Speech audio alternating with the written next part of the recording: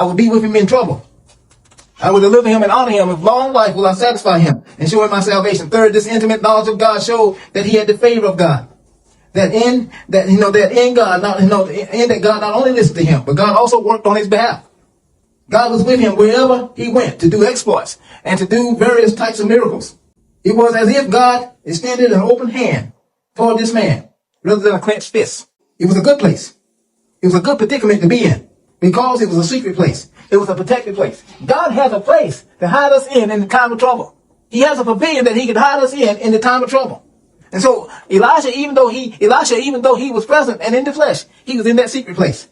He was in that protected place in God. There's a place in God where the devil can't get to us. And so the physical place was not important. These three things accounted for his remarkable response in the midst of trouble. See, it's not the thing that you're going through. It's not the trouble that you're going through. It's your response. It's your response to the trouble.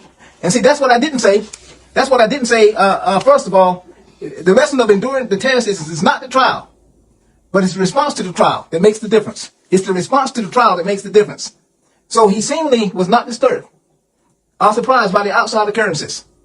He was, as Roland Harris, a professor of Old Testament at Wycliffe College in Toronto, explained in his commentary, who knew God in immediacy of experience, who was inescapably constrained to utter the word revealed to him by inspiration, who discerned the life of men in the light of divine vision, who brought the spiritual issues of existence into focus by challenging hearers to respond to divine standards of spirituality through acts of cleansing and renewal of life.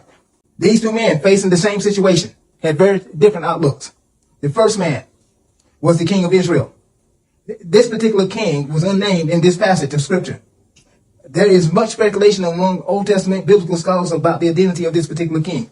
Harrison again writes, the suppression of the name of this man has been taken by many scholars as signifying in the mind of Elisha the nation itself had already been rejected by God because of his failure to implement the supreme demonstration of polytheism by Elisha on Mount Carmel. You remember in 1 Kings 18, Elijah took them up to the mountain. He says, how long are you going to halt between two opinions?